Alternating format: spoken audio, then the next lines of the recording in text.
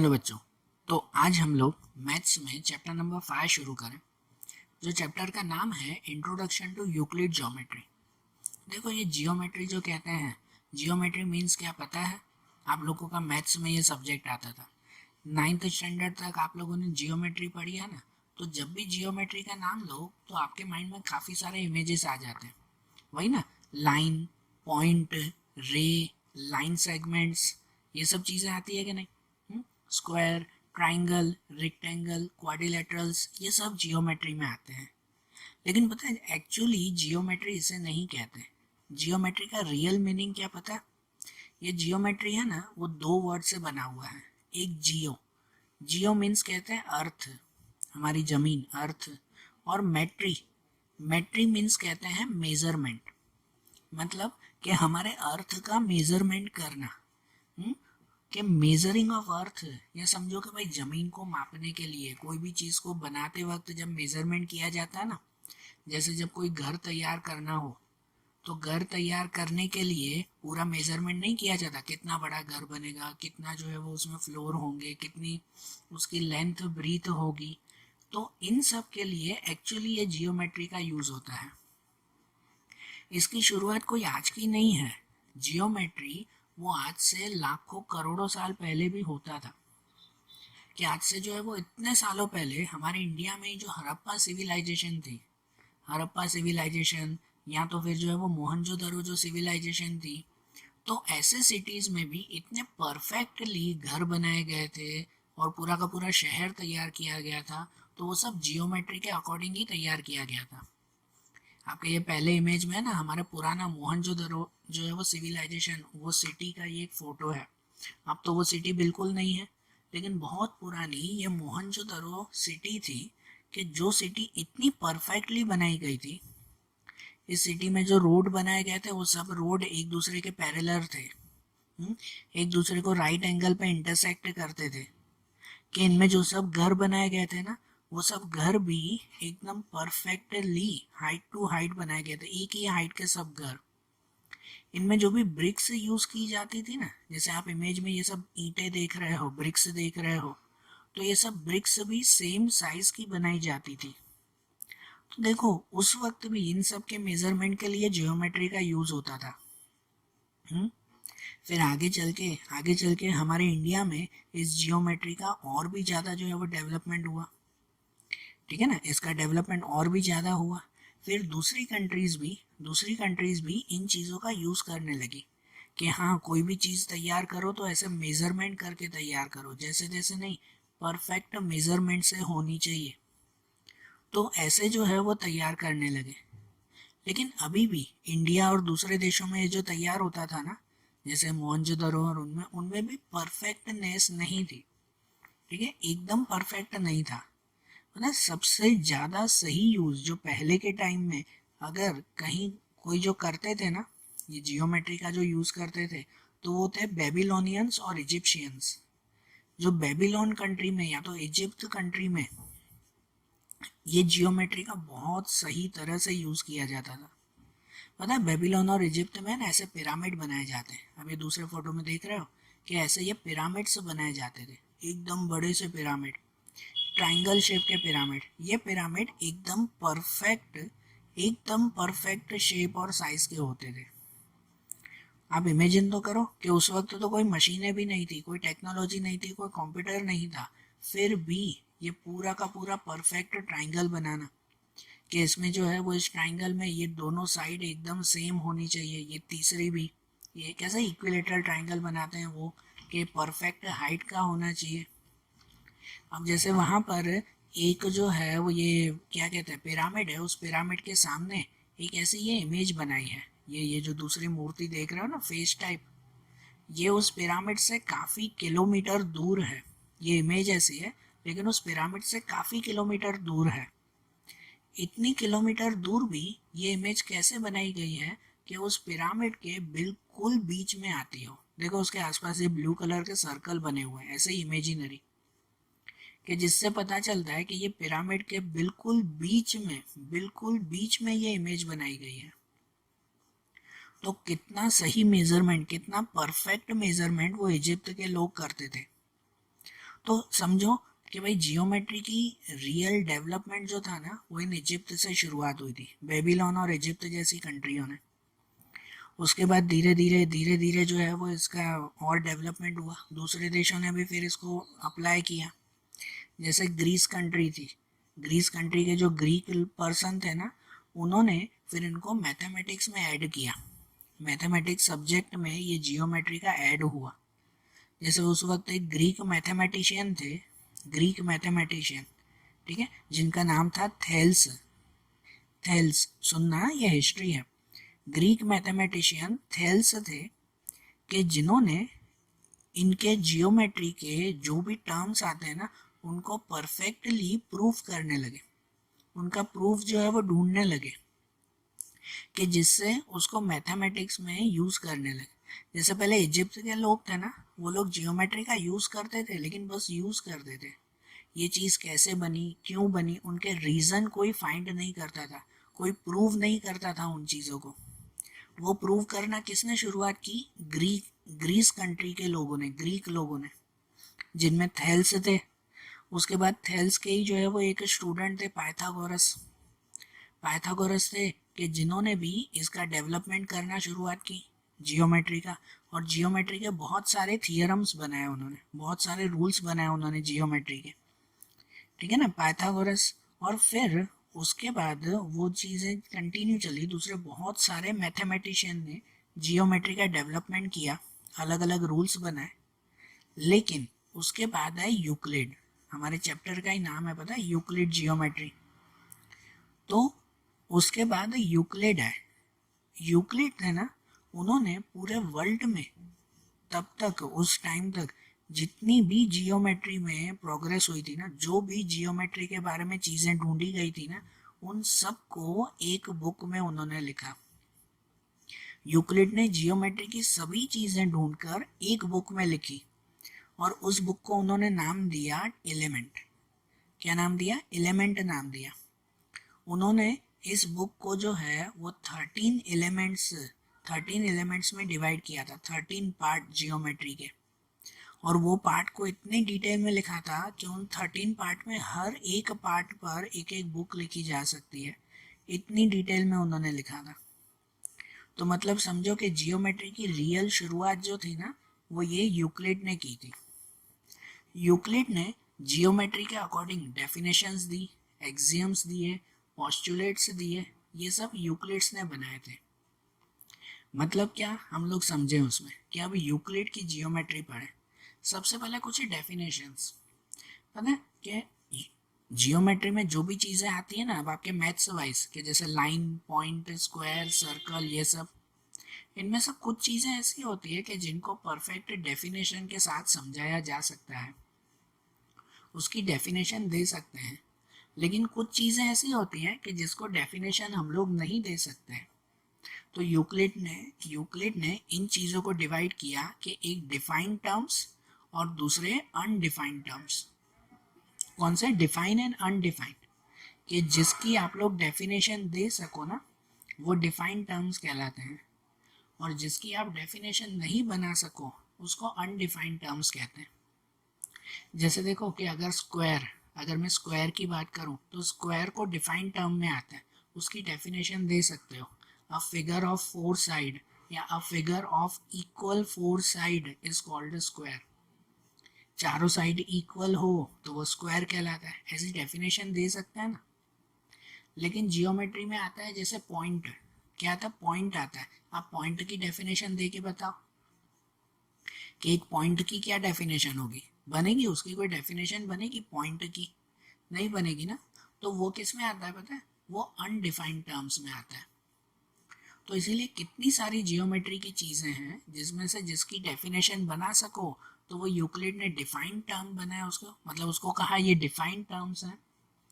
और जिसकी डेफिनेशन नहीं बना सके तो उसको कहते हैं अनडिफाइंड टर्म। बराबर बात हुई ना ये क्लियर? और उसके बाद यूक्लिड ने कुछ एक्सियम्स बनाए। यूक्लिड के एक्सियम्स का मतलब क्या? तो एक्सियम्स मतलब ये कहलाते हैं कि यूक्लिड ने अपने कुछ अंदाजे से, अपने कुछ ऑब्जर्वेशंस, अपने कुछ एक्सपेरिमेंट्स, अपने कुछ अजम्पशंस, खास कर कहते हैं अजम्पशंस मतलब कि अंदाजे से वो कुछ चीज़ें नक्की की, ऐसी चीज़ें कि जिसको अब प्रूफ नहीं किया जाना पड़ता, उसके लिए कोई प्रूफ देने की ज़रूरत नहीं है, बस कुछ नक्की चीज़ें हैं, उन चीज़ों को कहते हैं एक्सियम्स। कि उन्होंने अपने अंदाजे से जियोमेट्री की कुछ कुछ चीज़ें नक्की बताई कि हाँ जियोमेट्री में ऐसा होता ही होता है, उन चीज़ों को एक्सियम्स कहा गया। जैसे कि आपके यहाँ पर जो है वो ये एक्सियम्स दिए हुए हैं, 7 एक्सियम्स दिए हुए हैं, ये आपकी थियरी वाइज भी आएंगे। ये 7 एक्सियम्स आपको याद करने। तो 7 एक्सियम्स में जैसे पहला है कि things which are equal to the same thing are equal to another thing. कि things which are equal to same thing are equal to another thing, मतलब कि अगर कोई एक चीज़ वो दूसरे की सेम है मतलब वो दोनों चीज़ें सेम ही कहलाएगी। इसका मतलब क्या पता है, हम नंबर के थ्रू समझते हैं कि जैसे अगर 5 इक्वल टू 5 है तो अगर ये 5 इसका इक्वल है तो ये भी तो इसका इक्वल हुआ ना। आप दो सेम एप्पल रख दो, दोनों एकदम सेम साइज सेम शेप के हैं, बिल्कुल इक्वल हैं, तो अगर एक एप्पल दूसरे का इक्वल होगा तो वो उसका भी तो इक्वल कहलाया ना। है ये देखो सिंपल सी बात है, कोई बड़ा सा जो है वो लॉजिक नहीं है, बस सिंपल से पॉइंट्स है ये। या दूसरा कहते हैं कि if equals are added to equals the whole are equal. कि if equals are added to equal, समझो समझो कि कोई दो इक्वल नंबर हैं, समझो कोई दो इक्वल नंबर हैं जैसे 5 और 5 इक्वल हैं, और दोनों में if equal are added to equal, कोई दो पहले से ही इक्वल हैं और उन दोनों में कोई इक्वल नंबर मतलब एक जैसे नंबर अगर ऐड करें, समझो ये 5 में भी कोई 2 ऐड करते हैं और इस 5 में भी 2 ऐड करते हैं, then the whole are equal, तो फिर से वो दोनों इक्वल ही बनेंगे। कि जैसे 5 में 2 प्लस करो या उसमें भी 5 में 2 प्लस करो तो बने तो दोनों 7 ना, तो मतलब वो दोनों कैसे बने, इक्वल ही बने फिर से। सही बात है ना। सिंपल सी बात है ना। इसमें यही चीज़ है ना, खाली ये नंबर के लिए नहीं, प्रैक्टिकली भी यूज़ होता है। कि आपके पास 1 किलो मिट्टी है और दूसरी जगह पे भी अगर 1 किलो मिट्टी है और पहले में भी 250 ग्राम मिट्टी डालते हो और भी ऐड करते हो, और दूसरे में भी अगर 250 ग्राम मिट्टी ऐड करते हो तो भी तो दोनों इक्वल ही हुए ना। सही बात क्या नहीं। If equals are added to equals the whole are equal. या वैसे ही कि if equals are subtracted from equal then remainder are equal. कि अगर कोई इक्वल नंबर में से इक्वल नंबर सब्ट्रैक्ट करे, माइनस करे, वैसे ही कि पहले नंबर वाइज के अगर समझो कोई दो इक्वल नंबर है 5 है और उसमें से ही कोई इक्वल नंबर माइनस करते हैं, जैसे इसमें से 2 माइनस करें और इसमें से भी 2 माइनस करें, तो जो आंसर मिलेगा दोनों का वो भी इक्वल ही होगा। है कि नहीं। या वैसे ही प्रैक्टिकली भी अगर आप यूज़ करो कि आपके पास जो है वो दो बकेट है जिसमें 1-1 लीटर पानी है, दोनों इक्वल है 1-1 लीटर पानी, अब दोनों में से अगर आधा आधा लीटर पानी में निकाल दूं तो बाकी के बचे हुए भी तो इक्वल ही होंगे ना। सही बात है ना। तो देखो ये यूक्लिड की चीज़ें खाली नंबर के लिए नहीं लेकिन प्रैक्टिकली भी यूज होती हैं। दूसरी बात कि things which coincide with one another are equal to one another. Things which coincide with one another, अगर कोई दो चीज़ें एक दूसरे में कोइंसाइड मतलब एकदम लाइन टू लाइन बैठ जाती हो, जैसे समझो कि अगर आपने एक बुक ली है, आप एक बुक टेबल पे रखते हो और उसके पास में दूसरी बुक टेबल पे रखते हो, तो दूसरी बुक और पहली बुक अगर लाइन टू लाइन आपस में बैठ जाती है ना, कैसे एकदम एग्जैक्ट बैठ जाती हो, तो मतलब वो दोनों चीज़ें इक्वल है, वो दोनों बुक इक्वल हैं एक दूसरे की, ऐसे कहलाएगी। है कि नहीं। आप जो है वो आपकी मैथ्स की बुक और आपके कोई फ्रेंड के पास भी मैथ्स की बुक हो, वो दोनों मैथ्स की बुक है ना एक दूसरे के ऊपर रख के देखना कैसे होगी, वो दोनों मैथ्स की बुकें एकदम लाइन टू लाइन इक्वली बैठेगी ना, कि कोई थोड़ी बाहर थोड़ी अंदर ऐसी कोई होगी क्या, नहीं ना, दोनों बिल्कुल इक्वल बैठेगी ना, तो इसका मतलब वो क्या कहलाएगी, एक दूसरे की इक्वल है। इसे कहते हैं coincide, things which coincide with one another are equal to one another. दूसरी बात कि the whole is greater than a part, whole is greater than a part, ये तो सीधी सी बात है कि कोई होल, कोई पूरी चीज वो उसके टुकड़े से, उसके पार्ट से तो बड़ी होगी। समझो आपका कोई पेज है, उस पेज में से मैं इतना टुकड़ा अगर फाड़ देता हूँ तो ये टुकड़ा वो पार्ट बन गया, ये क्या कहलाया, एक पार्ट, और ये बाकी का पूरा होल हुआ, होल। तो कौन सा बड़ा हुआ, ये पार्ट बड़ा हुआ कि ये होल, मतलब ये पूरी चीज़ बड़ी हुई, कौन सी चीज़ बड़ी हुई, तो ये पार्ट, ये होल बड़ा हुआ ना, पार्ट तो छोटा कहलाया ना, ठीक है ना। कोई भी चीज़ में ऐसा हो ना तो उसके लिए यही कहता है ना, the whole is greater than a part. या दूसरा कहते हैं things which are double of the same number, same things are equal to one another. जो पहले हमने ऐड किया था ना वैसे ही, कि अगर कोई दो सेम चीज़ें हो, जैसे मैं नंबर वाइज ही बताऊं कि अगर 5 और 5 नंबर हैं और दोनों का डबल कर दो तो भी वो एक दूसरे के इक्वल ही कहलाएंगे। 5 5 है, दोनों का डबल कर दो 10 10, तो भी वो दोनों एक दूसरे के क्या कहलाएंगे, इक्वल ही कहलाएंगे। या तो things which are half of the same thing are equal to one another, अगर कोई दो सेम चीज़ें हैं जैसे कि 10 10 इक्वल हैं, दोनों इक्वल हैं, और दोनों के अगर हाफ कर दो तो भी वो एक दूसरे के इक्वल ही कहलाएंगे। 10 10 का हाफ कर दो 5 5, तो भी तो वो दोनों एक दूसरे के इक्वल ही बने ना, है कि नहीं, सही बात है, ठीक है ना। तो देखो ये यूक्लिड के एक्सियम्स थे कि जिन्हें जो है वो ज़्यादा प्रूफ करने की ज़रूरत नहीं पड़ती। और ऐसे ही यूक्लिड ने दूसरी चीज़ें समझाई जो कहलाते हैं यूक्लिड के पोस्टुलेट्स। क्या कहलाते हैं, यूक्लिड्स पोस्टुलेट। पोस्टुलेट्स मतलब वो चीज़ें कहलाती हैं कि जिन्हें बिल्कुल प्रूफ करने की ज़रूरत नहीं है। यूक्लिड ने अलग अलग एक्सपेरिमेंट करके इनको 100% प्रूफ करके बताया है, 100% प्रूफ करके बता दिया है, अब इसको फिर से प्रूफ करने की ज़रूरत नहीं है। तो वैसी चीज़ें पोस्टुलेट कहलाती हैं। आपके यहाँ पे यूक्लिड के 5 पोस्टुलेट दिए हुए हैं, वो हम लोग समझते हैं, ठीक है। 5 पोस्टुलेट को हम लोग समझते हैं। आपके टेक्स्ट बुक में इस चैप्टर, ये चैप्टर थियरी वाइज है, इसमें सम्स नहीं है, और इस चैप्टर में 2 ही थियरी सबसे ज़्यादा याद करनी है, एक यूक्लिड के एक्सियम्स जो 7 एक्सियम थे, और यूक्लिड के पोस्टुलेट ये 5 पोस्टुलेट।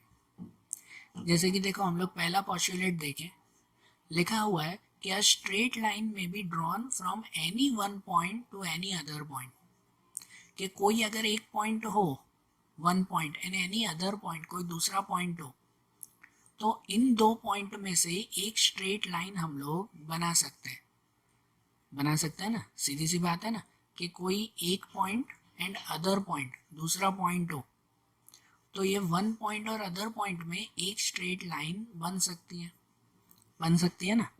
इसका दूसरा मीनिंग ऐसा कहते हैं कि कोई भी स्ट्रेट लाइन अगर बनानी हो ना तो उसके लिए कम से कम 2 पॉइंट चाहिए।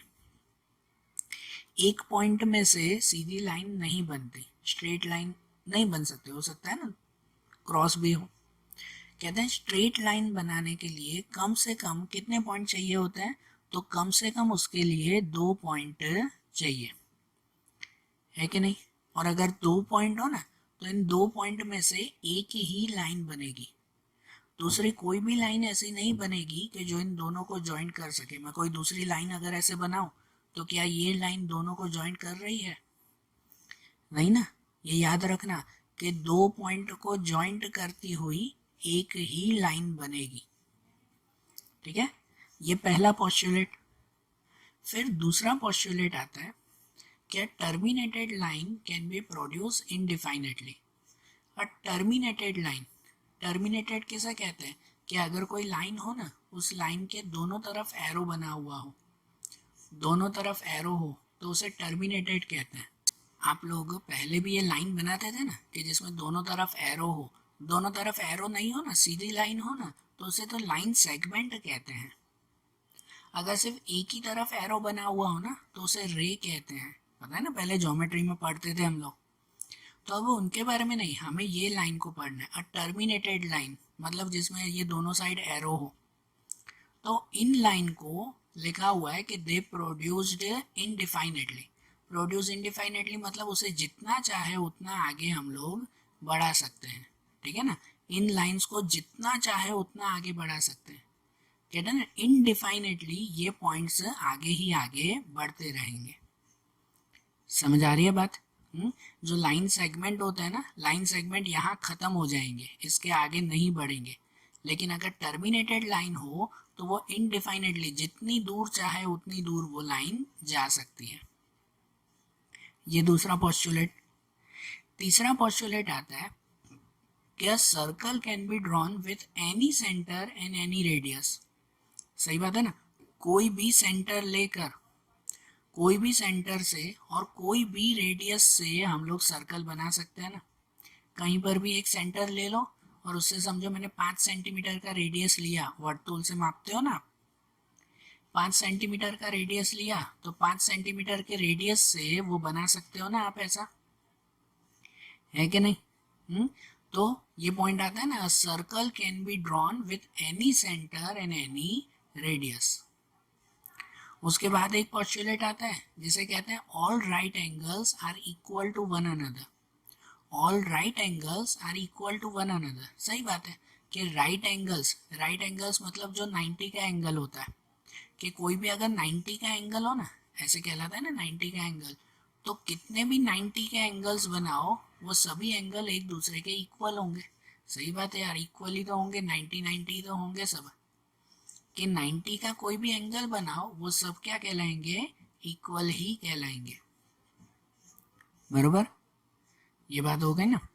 और उसके बाद नंबर 5 है और इम्पोर्टेंट आपका समझना कि if a straight line falling on two straight line makes the interior angle of the same side of it taken together less than two right angles, then two straight line if produced indefinitely meet on the side on which the sum of angle is less than two right angles. अब means क्या वो समझो, drawing wise इसे ध्यान से समझना। कहते हैं कि if a straight line falling on two straight line, समझो कोई दो स्ट्रेट लाइन बनी हुई है, समझो कोई ऐसी दो लाइन बनी हुई है, बरोबर, ये दो स्ट्रेट लाइन बनी हुई है, मैंने ये दो लाइंस बनाई और लिखा हुआ है कि इसके ऊपर कोई एक लाइन आती हो, straight line falling on two straight line, कि इनके ऊपर दूसरी कोई एक स्ट्रेट लाइन बनती हो। ऐसे बनी ना, ये स्ट्रेट लाइन बनी कि नहीं, कि दो लाइन के ऊपर कोई तीसरी लाइन बनी हुई है। Then makes the interior angle on the same side, कि यहाँ पे देखो इंटीरियर एंगल और सेम साइड क्या कहलाते हैं पता है, ये दोनों इंटीरियर एंगल हुए और दूसरे ये दोनों इंटीरियर एंगल हुए, ये अंदर के, ठीक है। तो यहाँ इंटीरियर एंगल में ना एक साइड के जो इंटीरियर एंगल होंगे ना वो 90 से छोटे होंगे, ये दोनों जैसे हैं, इस साइड कैसा है, लाइन यहाँ पे छोटी हो रही है, तो इस साइड के जो दो एंगल है ना वो 90 से छोटे हैं, और इस साइड के जो दो एंगल है ना वो 90 से बड़े हैं। ये लाइन ऊपर जा रही है ना, ये दोनों एंगल 90 से बड़े हैं। तो अगर समझो ये इंटीरियर एंगल हम लोग लेते हैं, they are taken together less than two right angles, then two straight line if produce indefinitely. तो अब ये दोनों लाइन को अगर हम लोग आगे ही आगे बढ़ाते जाएं, जैसे इस लाइन को भी आगे आगे बढ़ाते जाएं, इस लाइन को भी आगे आगे बढ़ाते जाएं, या तो इस लाइन को भी आगे बढ़ाएं, इस लाइन को भी आगे बढ़ाएं, ये दोनों लाइन को इनडिफाइनेटली अगर आगे बढ़ाते हैं, they meet on the side on which the sum of angle is less than two right angle। तो यहाँ पर जैसे अब ये दो लाइन थी, तो ये दोनों लाइन आगे जाकर उसी साइड जॉइंट होगी कि जिस साइड ये राइट एंगल छोटे होंगे। मतलब देखो फिर से बता रहा हूँ कि ये दो लाइन बनी हुई है, उसके ऊपर एक तीसरी लाइन है, इस लाइन को आगे बढ़ाओ तो क्या इस साइड के ये दोनों लाइन से एक दूसरे से जॉइंट होगी कभी भी? इन दोनों लाइन को कितना भी आगे लेके जाओ, जैसे यहाँ पे भी कितना भी आगे लेके जाओ, क्या ये दोनों जॉइंट होगी? नहीं। लेकिन अगर इस साइड की लाइन लेके जाओ तो तो हाँ, ये लाइन आपस में जॉइंट होगी, आगे जाके जॉइंट होगी ना। तो जिस साइड पे 90 से छोटे एंगल होंगे ना, तो वो साइड आगे जॉइंट होगी। जिस साइड 90 से बड़े एंगल होंगे ना, वो साइड आगे जॉइंट होगी नहीं। ये यूक्लिड का फिफ्थ पोस्टुलेट बताता है। यहाँ पे भी जहाँ 90 से छोटे एंगल है ना, तो वो जॉइंट होंगे नहीं। जहाँ 90 से बड़े एंगल है ना, तो सॉरी, जो 90 से छोटे एंगल है ना, वो लाइन आगे जॉइंट होगी। और जो 90 से बड़े एंगल है ना, तो वो लाइन आगे जाकर जॉइंट होगी नहीं। ठीक है, ये यूक्लिड का फिफ्थ पोस्टुलेट हुआ ना। तो देखो, ये यूक्लिड के एक्सियम्स और पोस्टुलेट, यही आपके चैप्टर का मेन पॉइंट है। अब इनकी जो एक्सरसाइज है ना, उनमें भी थियरी है, सम्स तो है नहीं। तो अब इनकी एक्सरसाइज वो हम लोग कल के वीडियोस में देखेंगे। Okay, thank you.